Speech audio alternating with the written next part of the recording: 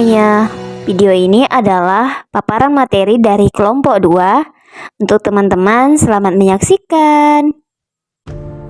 Pembahasan yang pertama itu ada klasifikasi konsumen, di mana konsumen itu diklasifikasikan menjadi dua macam, yaitu pertama konsumen individu, yaitu konsumen yang orang-orang atau individu-individu yang membeli produk, barang, jasa, ataupun ide untuk dikonsumsi sendiri bersama anggota keluarga atau bersama teman-temannya. Yang kedua ada konsumen organisasi, diartikan sebagai lembaga atau instansi yang membeli produk, barang atau jasa atau ide untuk diperjualbelikan atau untuk kepentingan instansi atau lembaga tersebut. Nah, selanjutnya ada pengembangan konsep pemasaran, di mana ada 3 tahap pengembangan konsep pemasaran, yaitu yang pertama ada orientasi produk.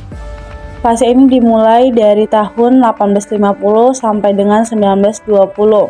Fokus perusahaan pada memproduksi produk sebanyak-banyaknya. Jumlah permintaan konsumen pada masa ini lebih banyak dibandingkan dengan persediaan produk. Yang kedua ada orientasi penjualan. Fase ini dimulai dari awal tahun 1930 hingga pertengahan 1950. Fokusnya itu menjual produk sebanyak-banyaknya. Jumlah persediaan barang lebih banyak dari permintaan konsumen. Yang terakhir ada orientasi konsep pemasaran. Fase ini dimulai tahun 1950 sampai sekarang. Fokus perusahaan terletak pada konsumen. Kepuasan konsumen lebih diutamakan dibanding dengan persaingan. Berikutnya, membangun dan mempertahankan hubungan yang baik dengan konsumen. Membangun dan mempertahankan hubungan yang baik dengan konsumen merupakan kata kunci untuk sukses bagi sebuah perusahaan. Ada 4 konsep yang harus diperhatikan, yaitu nilai konsumen.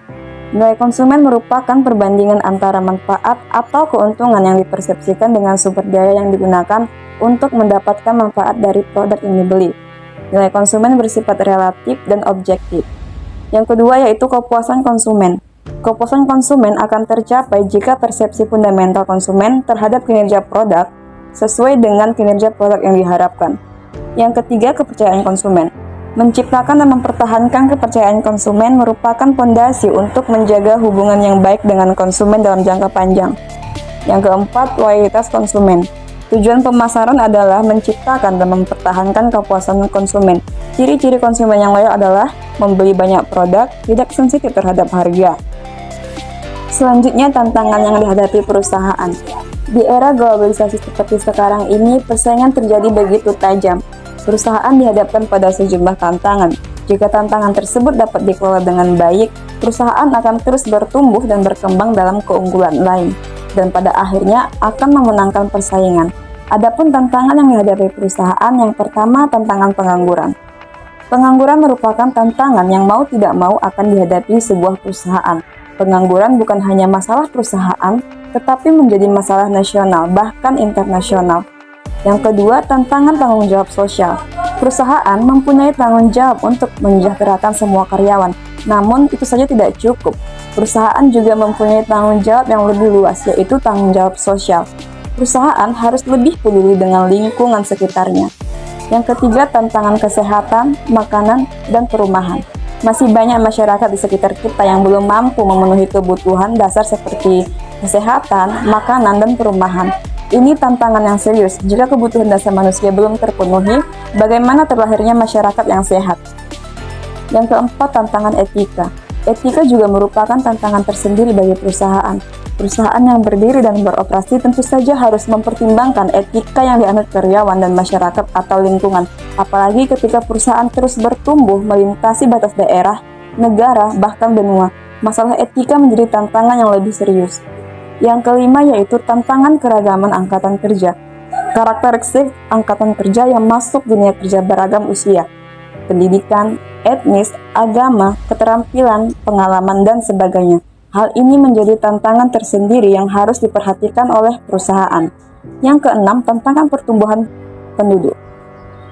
Penduduk terus bertumbuh, apalagi di negara berkembang seperti negara kita ini yaitu Indonesia. Tingkat pertumbuhan penduduk yang cepat melebihi pertumbuhan sumber daya yang dimiliki. Jika tidak diwaspadai, tentu saja hal ini akan menjadi masalah tersendiri. Yang ketujuh yaitu tantangan kompetisi global. Di era seperti sekarang ini, kompetisi global tidak akan bisa dihindari. Daripada mencari jalan untuk menghindarinya, lebih baik perusahaan berupaya menghadapi, mencari solusi dengan terus berusaha agar memiliki keunggulan kompetitif yang berkelanjutan untuk memenangkan persaingan. Yang terakhir yaitu tantangan teknologi. Teknologi berkembang dengan pesat. Perusahaan yang selalu mengantisipasi dan bersiap untuk memanfaatkan bahkan menciptakan teknologi tentu akan memiliki keunggulan kompetitif. Jadi, teknologi akan menjadi tantangan yang menarik untuk dihadapi, bukan untuk dihindari. Selanjutnya adalah proses pengambilan keputusan konsumen. Dalam proses pengambilan keputusan dibagi menjadi 5 tahapan. Yang pertama, pengenalan masalah. Pembeli merasakan perbedaan antara keadaan yang nyata dan yang diinginkan. Nah, pada tahap ini, pemasar harus meneliti konsumen untuk menemukan jenis kebutuhan atau masalah apa yang akan muncul dan bagaimana dengan adanya masalah tersebut. Apakah konsumen termotivasi untuk memilih produk tersebut? Yang kedua, pencarian informasi. Dalam tahap proses pengambilan keputusan, pembelian di mana konsumen telah tertarik untuk mencari lebih banyak informasi. Dalam hal ini, konsumen mungkin hanya akan meningkatkan perhatian dan aktif mencari informasi. Nah, konsumen dapat memperoleh informasi dari berbagai sumber, misalnya keluarga, teman, tetangga, bahkan media sosial dan juga organisasi. Yang ketiga, evaluasi berbagai alternatif. Evaluasi berbagai alternatif yaitu suatu tahap dalam proses pengambilan keputusan pembelian, di mana konsumen menggunakan informasi untuk mengevaluasi merek-merek alternatif dalam satu susunan pilihan. Yang keempat, keputusan pembelian. Keputusan pembelian merupakan tahap dalam proses pengambilan keputusan pembelian sampai konsumen memang benar-benar membeli produk. Namun ada 2 faktor yang mempengaruhi. Yang pertama, sikap orang lain, dan yang kedua adalah situasi yang tidak diinginkan. Yang kelima, perilaku pasca pembelian. Perilaku pasca pembelian merupakan tahap dalam proses pengambilan keputusan pembelian di mana konsumen mengambil tindakan lebih lanjut setelah membeli berdasarkan kepuasan atau ketidakpuasan yang mereka rasakan. Berdasarkan pemaparan-pemaparan tersebut, dapat ditarik kesimpulan bahwa di era globalisasi seperti sekarang ini, persaingan terjadi begitu tajam. Nah, perusahaan dihadapkan pada sejumlah tantangan. Jika tantangan tersebut dapat dikelola dengan baik, perusahaan akan terus bertumbuh dan berkembang dalam keunggulan dan pada akhirnya akan memenangkan persaingan. Namun, jika tidak, konstitusi perusahaan akan terganggu dan perusahaan akan kalah dalam persaingan. Sehingga membangun dan mempertahankan hubungan yang baik dengan konsumen merupakan kata kunci untuk sukses bagi sebuah perusahaan. Ada 4 konsep yang harus diperhatikan, yaitu konsumen, lalu kepuasan konsumen, lalu kepercayaan konsumen, dan loyalitas pelanggan.